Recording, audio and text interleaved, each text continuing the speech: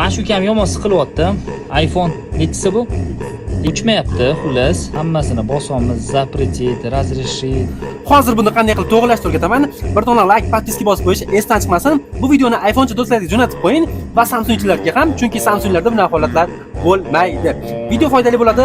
Like, podpiska sizdan, o'rgatib bo'lsa bizdan.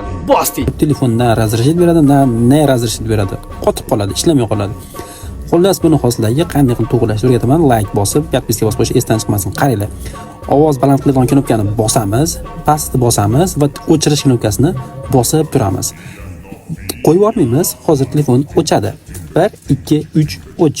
Ana telefon o'chdi. Telefonni bitta aylantiramizda, keyin qaytadan yoqamiz.